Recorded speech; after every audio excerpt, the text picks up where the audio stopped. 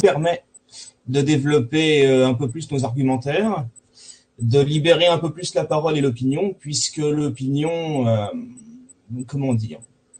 l'opinion a tendance à se développer un peu plus facilement quand on a le temps de ses arguments, justement. Et je trouve que 14 minutes, c'est un peu court. C'est vraiment trop court pour se donner le temps de la réflexion, justement. Et donc voilà, cette transition s'est faite naturellement.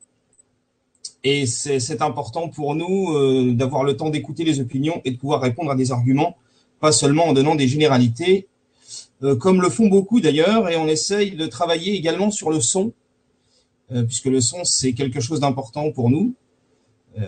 Ça fait partie de la diffusion. Malheureusement, j'ai pas encore un matériel très professionnel, mais j'essaie de travailler dessus avec un copain et on espère vous rendre quelque chose d'à peu près acceptable. Donc, voilà comment je vois cette émission pour ce soir. Avant de parler du grand Hayao Miyazaki, parce que pour moi, il n'y en a qu'un, je vous donnerai quelques superlatifs que j'utilise souvent en ce qui le concerne. Je vais donc faire cette émission en 3 temps.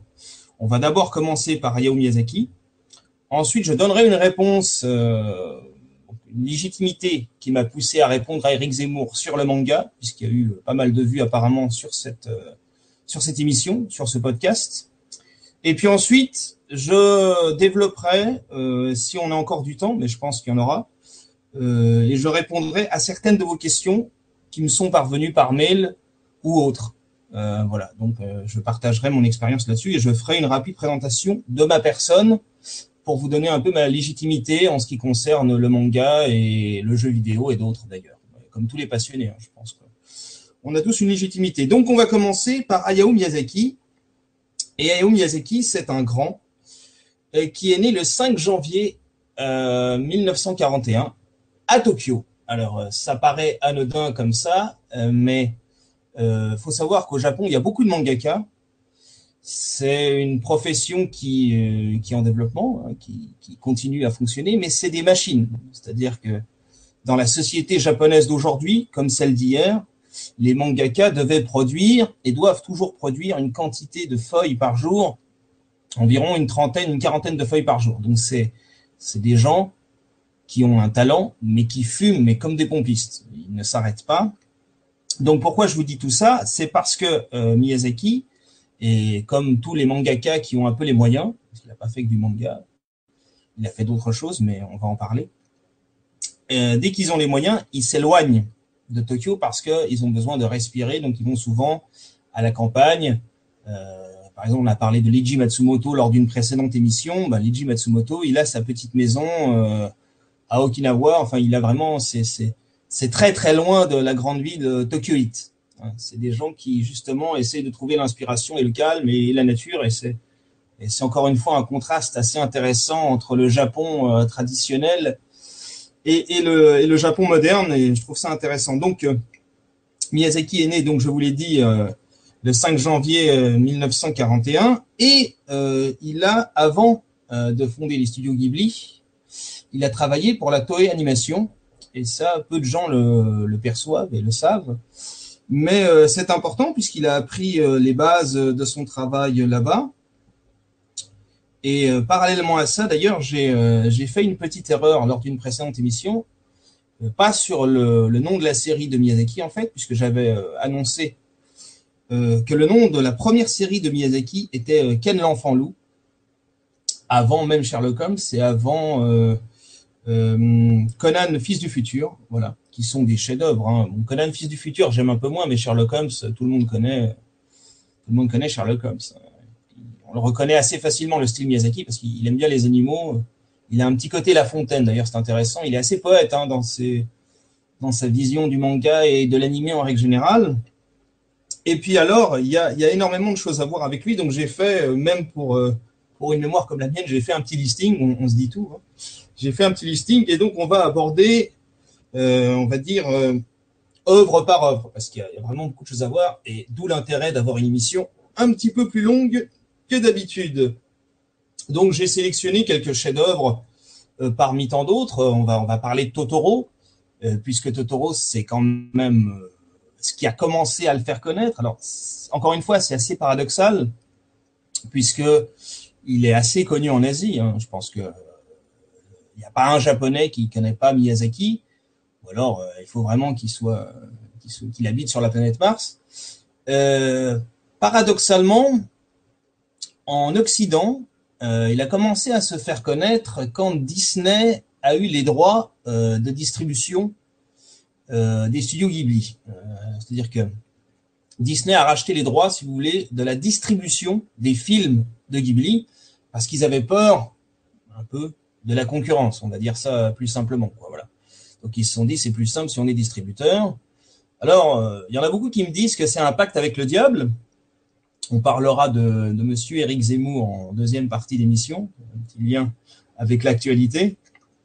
Mais en fait, non, pas vraiment. Enfin, je comprends ce point de vue, si vous voulez, mais il y a d'autres choses aussi à prendre en compte là-dedans, c'est que le fait que justement Disney ait pu procéder à sa distribution, donc ils ont eu ces droits-là en 96, donc en 96, ça a permis une meilleure diffusion, encore une fois, de Miyazaki.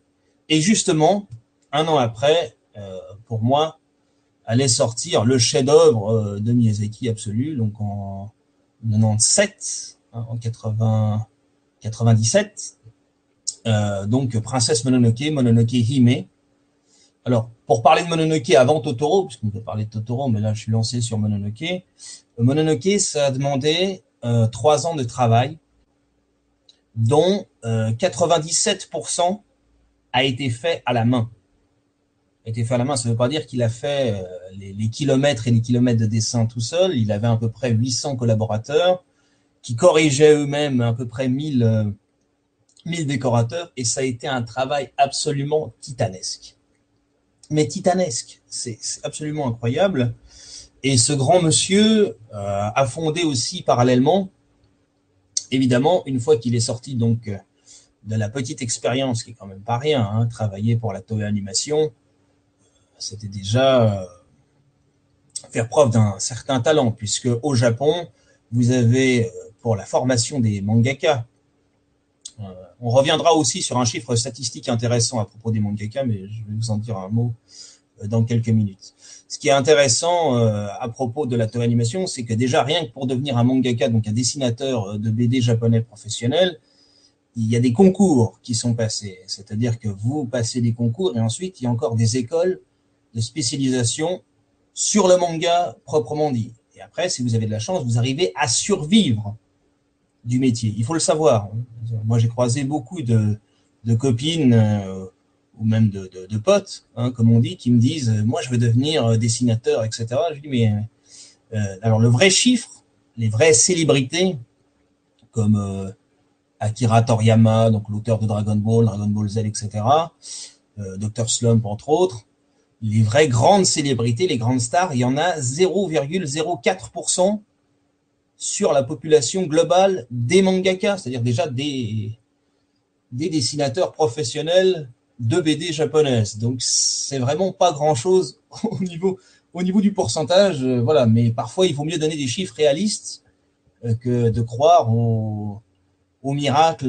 Voilà. Maintenant, ça ne veut pas dire qu'on ne peut pas avoir confiance en son talent et l'exprimer. D'ailleurs, heureusement qu'il était là. Et pour utiliser un premier superlatif, quand je pense à Hayao Miyazaki, j'ai un copain cuisinier qui me disait souvent, quand il était fier de son plat, il me disait « tu vas avoir un orgasme culinaire, tu vas jouir de la bouche ». Voilà. Et moi, quand je regarde Miyazaki, j'ai un orgasme visuel. Voilà. Je jouis littéralement parce que c'est absolument magnifique. Et alors, la petite anecdote à propos de Totoro, je pense que c'est pas la peine de s'éterniser sur Totoro, quoi. Je veux dire, les décors, c'est absolument grandiose. Tout est beau dans Totoro, et on parlera aussi des musiques d'ailleurs. Totoro, c'est intéressant puisqu'il en a rêvé quand il était enfant. Lui, il a une enfance très imaginative, Miyazaki. Donc, ça explique pas mal de choses. Et donc, il a rêvé, proprement dit, de Totoro, en fait. Ça n'a pas grand-chose à voir avec Freddy, voilà. Mais pour le coup, lui, alors voilà, il a rêvé de Totoro, et c'est beaucoup plus mignon. Mais il arrivait de Totoro, mais après, il restait à mettre ça en forme, quoi. Et le fait d'avoir un début de quelque chose et d'en faire ce qu'on en fait aujourd'hui, quand on voit que ça a été fait en 88, hein, ça a été fait en 88, alors après, il a enchaîné les choses, parce que il y a eu Sherlock Holmes qui déjà en 82 lui avait donné une certaine aura. Il y avait eu avant Sherlock Holmes, il y avait eu donc Conan, fils du futur en 78, en 78.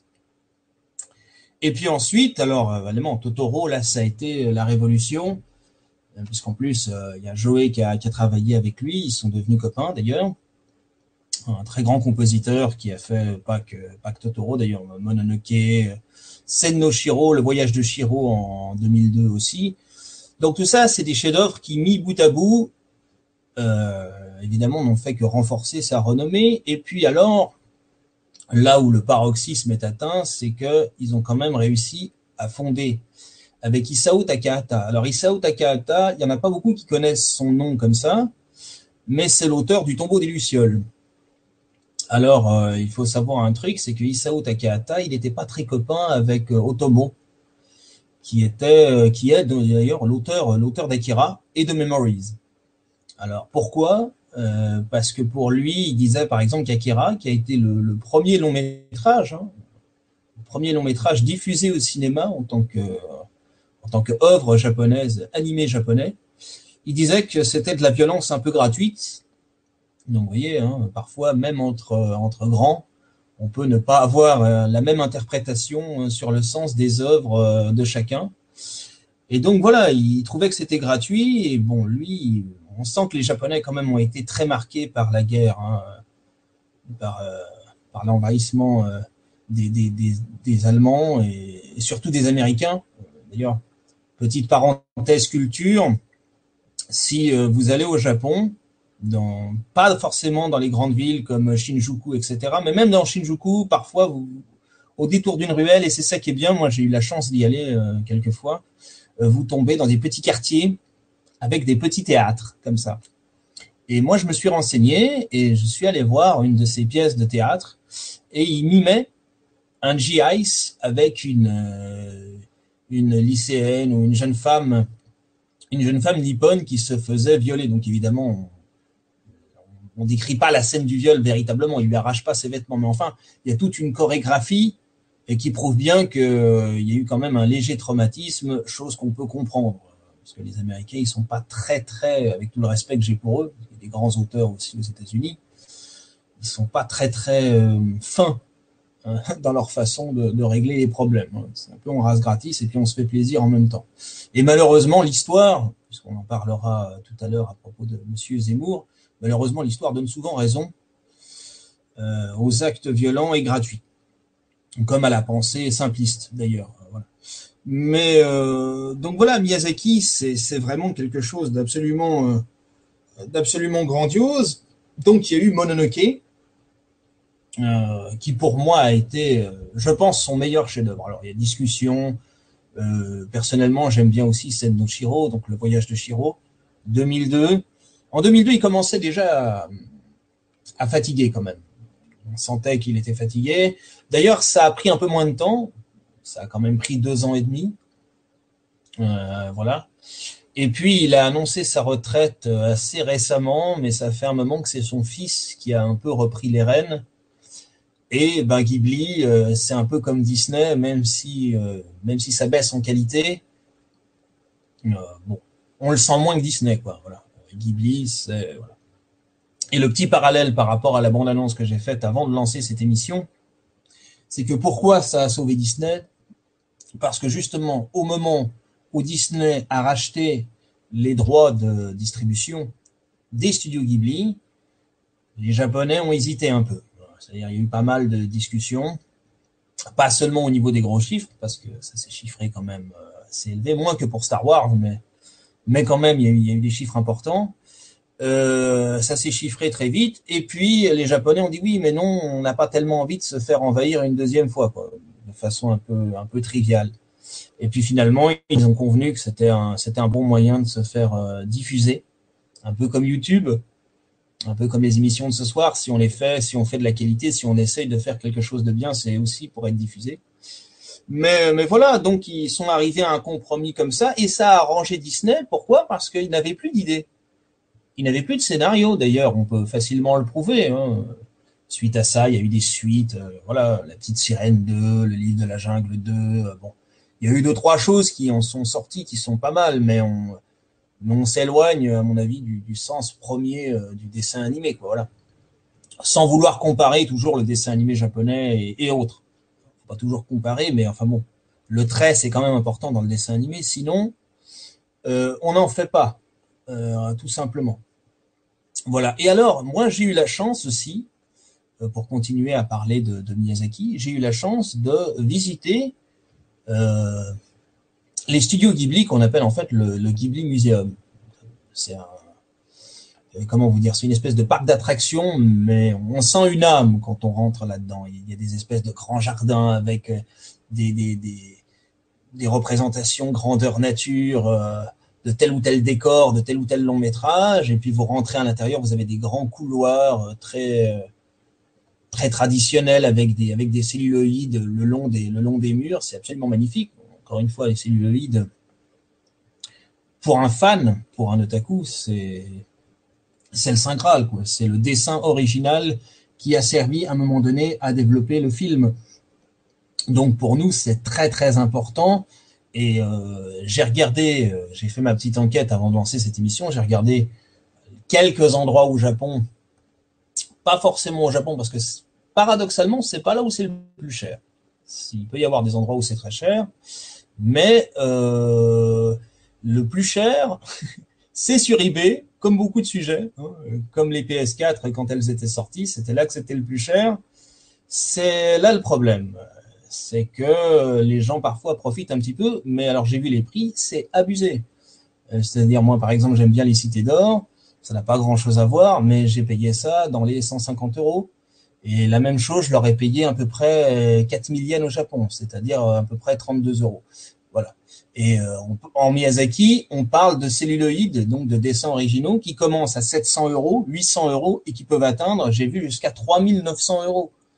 Donc, on veut bien être fan, mais je pense que dans fan, il y a fanatique, et j'ai pas envie de devenir fanatique non plus, quoi. Après, je peux comprendre que si c'est vraiment le cadeau de sa vie, pourquoi pas. Moi, je veux pas juger.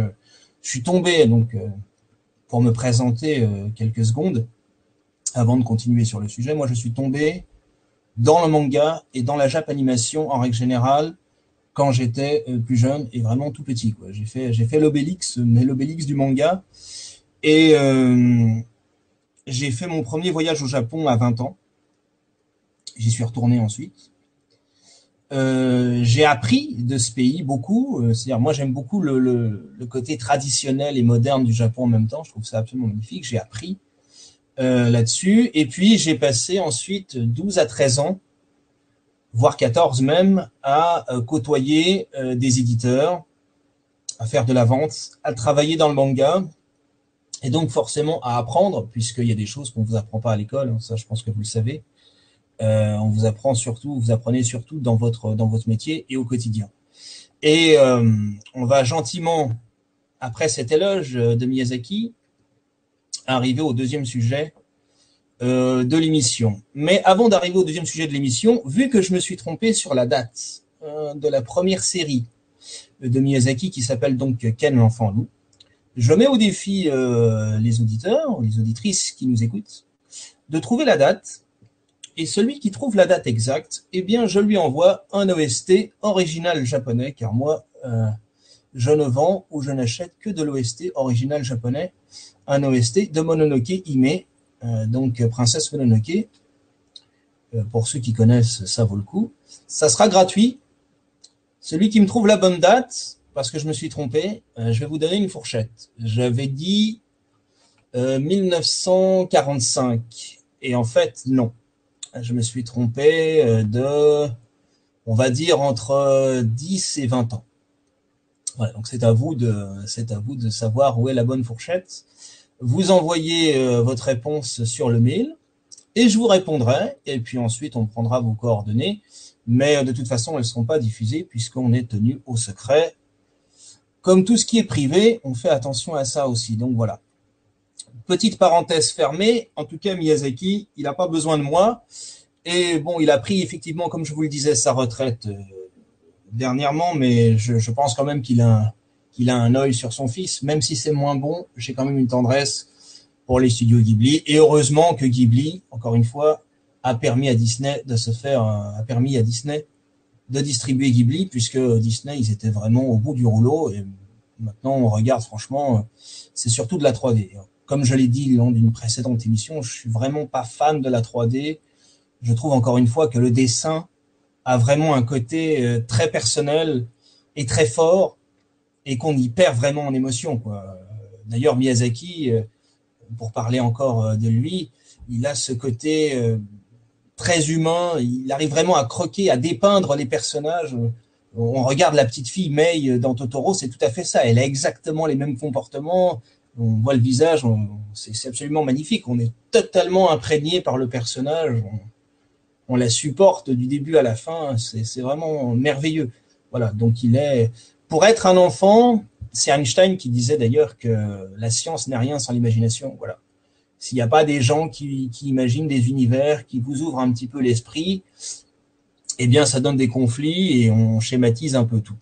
Et ça va m'amener justement à la deuxième partie de mon intervention, qui est, alors, le but de mon intervention face à Éric Zemmour. Vous avez été nombreux, d'ailleurs, à suivre cette intervention. Je vous en remercie une nouvelle fois. Donc, mon intervention, elle est simple. Elle vient du fait de ma légitimité, dû au nombre d'années d'expérience que j'ai eu par rapport au manga et compagnie. Et j'aime beaucoup le personnage, mais je ne désespère pas un jour de le convaincre qu'il s'est trompé, puisque le simple fait qu'on ait parlé de Totoro, on aurait pu parler de Porco Rosso, par exemple, le doublage de Jean Reno, Porco Rosso, sur Miyazaki. Voilà. Donc, rien que Miyazaki, si on parle de Miyazaki à Zemmour, je ne suis pas sûr qu'il resterait complètement planté sur sa position. Mais j'avais promis de le défendre, et c'est ce que je vais faire, notamment en réaction par rapport à un mail que j'ai reçu d'un auditeur qui m'a reproché de trouver, grosso modo, sympathique le personnage. Voilà. Il m'a dit, en substance, parce que c'est un peu plus compliqué que ça, mais il m'a dit, mais pourquoi vous soutenez ce personnage qui a des propos machistes, quasiment antisémites, il me révulse au plus haut point. J'avais noté cette phrase assez incroyable, me révulser carrément. À mon avis, il dort pas de la nuit. En écoutant Monsieur Zemmour, il doit avoir des relents. Alors, il parlait de son livre, voilà, Le suicide français. Alors moi, je ne l'ai pas encore lu. J'ai vu des extraits, comme on dit dans ces cas-là, et par contre, je suis pas mal de ses interventions à Monsieur Zemmour. Alors, il y a des choses que je trouve assez incroyables. D'ailleurs, je me suis permis de laisser un petit message sur un lien, sur un service public, parce que on comparait les choses, enfin, on exagérait les propos. Alors, sur Vichy, j'ai écouté, par exemple, il était interviewé sur RMC par Monsieur Bourdin, qui lui demandait s'il était négationniste. Donc, négationniste, ça veut dire remettre en cause l'existence des chambres à gaz. Donc, en gros, vous niez ça, vous dites, mais est-ce que c'est vraiment sûr? Pour moi, ça n'a pas existé, etc. Donc, lui, il n'a jamais dit ça. À propos de Vichy, ce qu'il conteste, c'est l'unique vision. L'unique vision de Vichy, sous-entendu, c'était horrible, effectivement. D'ailleurs, il l'a dit aussi. Il a dit, Vichy, ça mettait des lois clairement antisémites, donc anti-juives. Il est bien placé pour le savoir. Donc, ça, il ne le remet pas du tout en question, premier point. Deuxième point, il dit, et ça c'est un fait historique encore une fois, il me dit oui mais il n'est pas historien, il fait des fautes historiques. L'auditeur en question me disait ça dans son mail. Mais il n'a jamais prétendu être historien. Lui, il constate les faits. Et les faits, c'est quoi? C'est qu'en Suède, par exemple, où il y avait 2 fois plus de justes, donc de personnes dans le droit chemin, qui ont aidé les Juifs, il y a eu quasiment 100% des Juifs exterminés en Suède à la même époque. Donc, il part d'un simple constat qui est de dire, si une grande partie des Juifs français, parce que pas tous, même français ont été sauvés, c'est bien qu'il y ait dû avoir autre chose, parce que il y avait 2 fois plus de justes, encore une fois, en Suède qu'en France. Donc s'il y avait 2 fois plus de justes en Suède qu'en France, et que ça n'a pas suffi pour sauver les pauvres juifs, entre guillemets, suédois, expliquez-moi comment la France a fait. Donc il a dit, ce qui est vrai, hein, il y a d'autres historiens qui, bon, pas tous, mais il y a d'autres historiens qui vont dans ce sens-là. C'est pour ça que c'est pas, il n'y a pas que Zemmour qui le dit, hein, il y en a d'autres qui le disent. Hein. Il a dit donc, mon frère est plutôt dans cette optique-là aussi, il connaît assez bien l'histoire et notamment la période nazie. Il a dit que Pétain avait fait un pacte avec le diable, je cite, hein, il n'a pas dit le pacte avec le Père Noël, il a dit le diable, et qu'on pouvait trouver ça horrible sans savoir qu'ils allaient en exterminer une bonne partie jusqu'en 42. Donc, quand on attaque quelqu'un en boule de neige comme ça, je trouve pas ça normal. Voilà. Moi, j'attaque quelqu'un quand je trouve qu'il exagère et quand je vois qu'il ne maîtrise pas son sujet. Monsieur Zemmour, j'ai beaucoup de respect pour Monsieur Zemmour. Je partage pas toutes ses idées. Je l'ai bien précisé aussi. C'est ce que j'ai dit à l'auditeur. J'ai dit, je ne partage pas toutes ses idées. Sur le manga, il se plante. Il maîtrise pas son truc. Mais ne confondez pas les sujets. Vous regardez un truc, vous regardez une émission qui parle d'un sujet, qui parle du manga, de la Japanimation. Et ne voyez pas tout le temps son bouquin partout, quoi. Sinon, faut pas l'acheter. Si vous savez que vous n'allez pas aimer, faut pas acheter des trucs qui vont faire grandir en vous cette haine qu'on sent presque, voilà. C'est presque comme s'il suffisait d'un petit bout d'allumette pour allumer le truc et puis le rendre fou, quoi. Donc c'est ça qui moi me dérange dans ces démarches, c'est-à-dire le côté simpliste de la pensée. Voilà, c'est ça qui me dérange un petit peu. Mais voilà, c'était juste une petite réponse comme ça pour répondre à notre auditeur.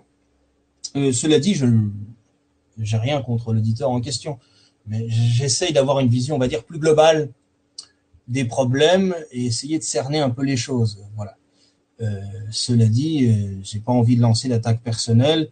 Et il est resté tout à fait correct en précisant bien que j'avais mon opinion et qu'il avait les siennes. Mais c'est facile, quoi. Voilà.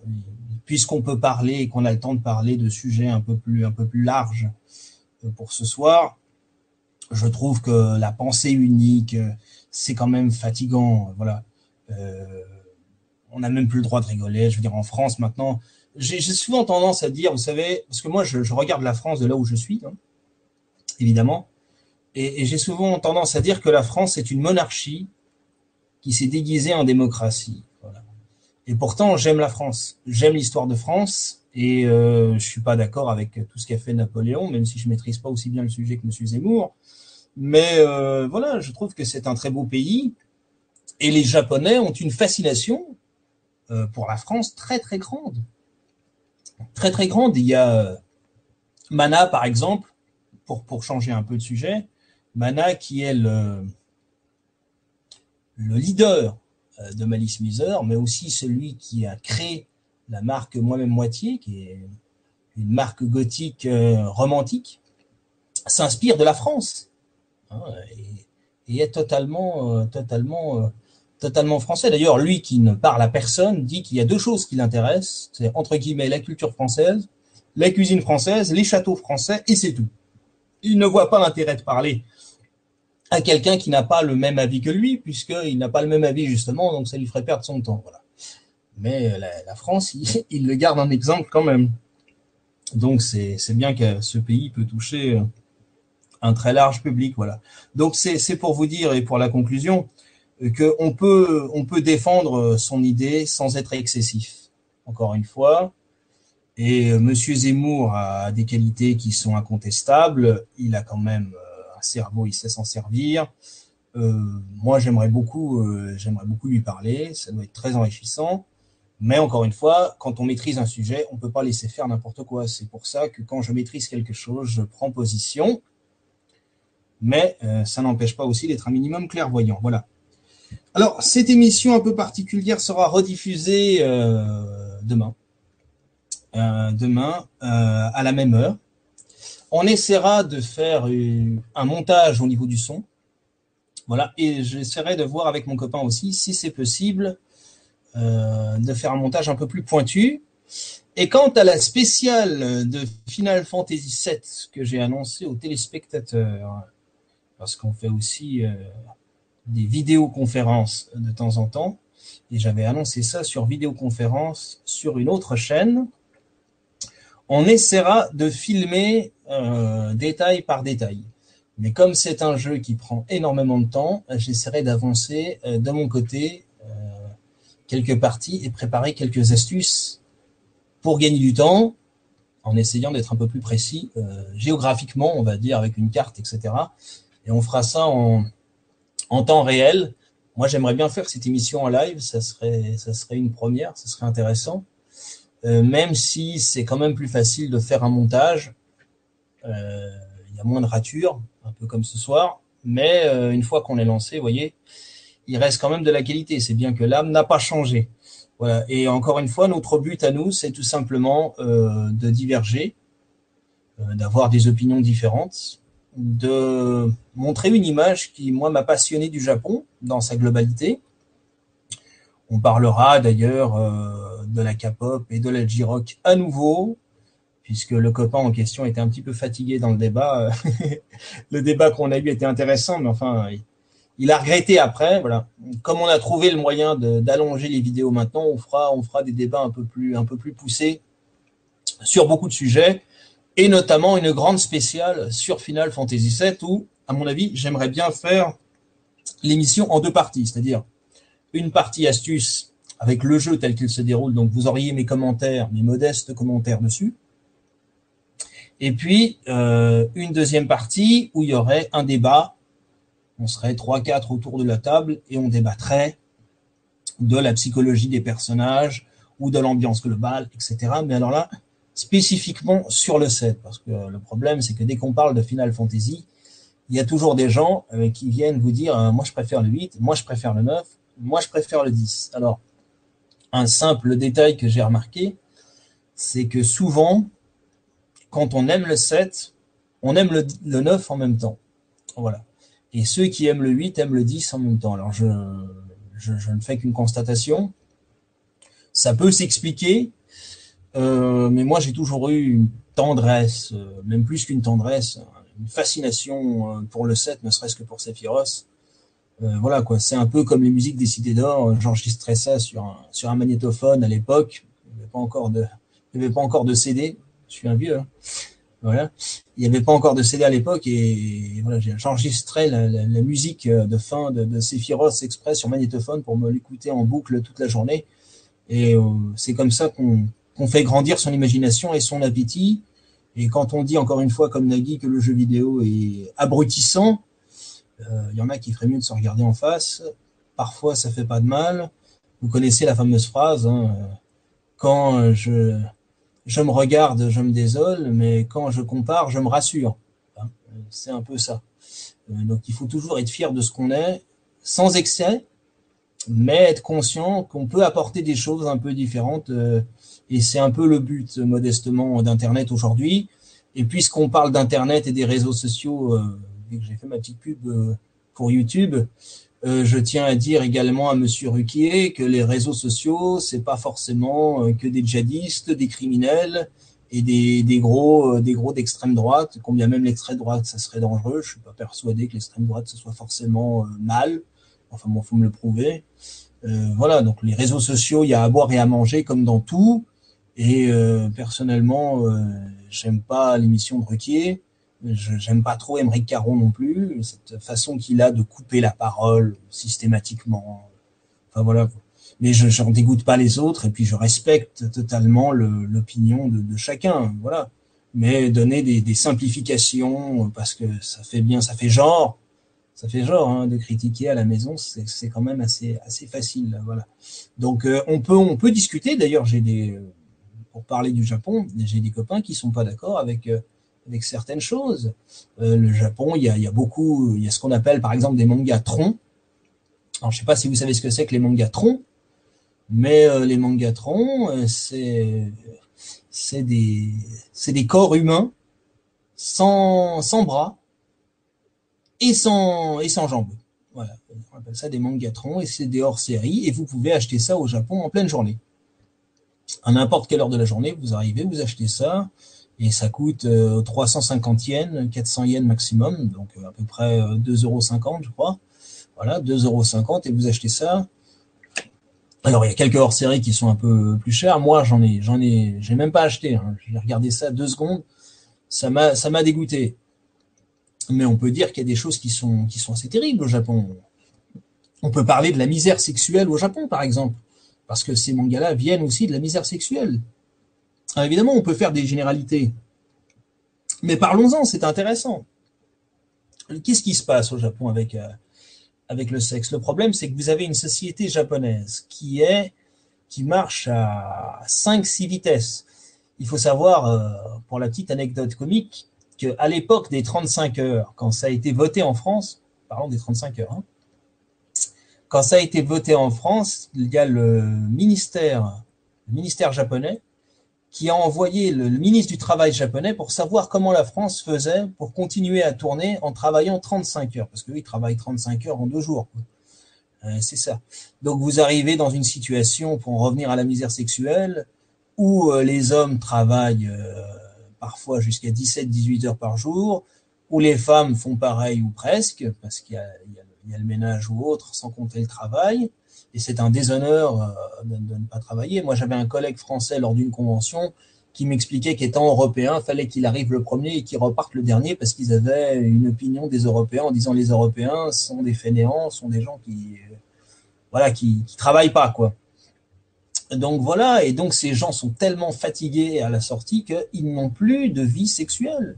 Hein, comme le disait quelqu'un que je ne vais pas citer parce que sinon on va encore avoir des problèmes, mais après tout pourquoi pas, Alain Soral expliquait très bien que on n'a pas la même plénitude sexuelle qu'on soit chômeur, qu'on soit cadre supérieur. Voilà.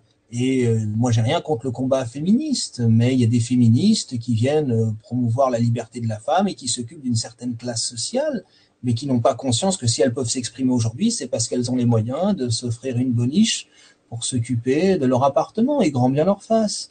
Donc c'est plus compliqué que ça. Et évidemment, quand l'homme est fatigué et la femme aussi, eh bien on est moins en capacité. Et en parlant des chiffres, il y a très très peu de natalité. Le Japon est sérieusement menacé parce qu'il n'y a pas beaucoup d'entrées migratoires au Japon. Je crois qu'ils sont à, si je me souviens bien des chiffres, à 2% d'entrées migratoires. Donc ils hésitent maintenant à passer à 5-6% et parce qu'ils sont menacés. Voilà. Donc pour la petite phrase comique, je me porte volontaire. S'ils cherchent un reproducteur, vu la magnifique beauté des Japonaises et l'histoire du Japon, je me porte volontaire pour assumer une paternité prolongée. Voilà, je lance le message. Si vous m'entendez, pourquoi pas. Voilà, écoutez, je pense qu'on va stopper là l'émission et on fera une émission, encore une fois, très complète sur la société japonaise.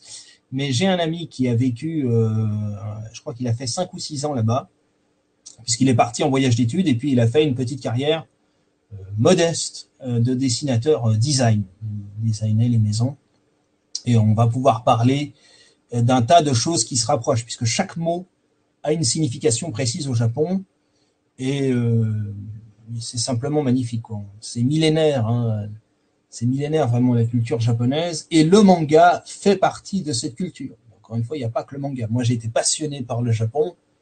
Le manga, j'ai compris très vite que ça faisait partie de la culture japonaise, mais vraiment, le Japon, c'est un ensemble de choses et on ne peut pas résumer le Japon qu'au manga. Voilà. Mais loin de là, j'imagine bien votre idée de résumer que le Japon au manga, puisqu'il y a le samouraï. Enfin voilà, on pourrait en parler des heures. Sincèrement, il y a vraiment beaucoup de choses à voir et je ferai un débat avec plusieurs personnes. Ça aura l'avantage de me couper la parole au bon moment. Et puis voilà, donc on débattra sur ce sujet-là. Alors je vais voir ce que ça va donner au niveau du son, au niveau du rendu pour cette émission. On essaiera de la retravailler. J'essaierai de ne pas censurer parce que je n'aime pas censurer, même quand on a des hésitations, même quand on cherche un peu nos mots. C'est d'ailleurs le cas pour la spéciale des Cités d'Or. Alors, pour la petite anecdote sur la spéciale des Cités d'Or, j'avais un peu hésité parce que, à un moment donné, j'étais là, alors les Cités d'Or et le format papier, parce que je voulais déjà parler des celluloïdes. Et c'est pareil, c'est très difficile la radio parce que vous devez trouver un bon compromis entre celui qui s'y connaît, qui fait partie de la famille du manga, du Japon et d'autres choses, hein, du jeu vidéo, ou de tout ce qui peut se rapprocher à cette culture-là, et ceux qui n'y connaissent pas. Voilà. Alors, par exemple, pour l'émission de Zemmour, je pense modestement m'en être un petit peu mieux sorti que certaines, mais c'est pas évident quand on est professionnel depuis 12 ou 13 ans de trouver un bon compromis entre les deux. Il y a une dame qui m'a envoyé un commentaire en disant j'ai pas tout compris. Alors madame, si vous écoutez ce podcast ou cette émission en live, pourquoi pas, j'en suis désolé.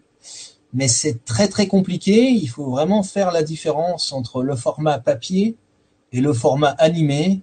Et il y a eu beaucoup d'erreurs de la part des Français, spécifiquement des Français d'ailleurs, parce qu'en Italie, par exemple, moi qui ai du sang italien, il n'y a pas eu beaucoup de censure et les doublages ont été respectés. On parlait de Couteau de Ken, donc de Ken le survivant, à propos des choses violentes. Au moins, ça a été doublé jusqu'au bout en Italie. Il y a vraiment tous les épisodes qui sont disponibles. Voilà.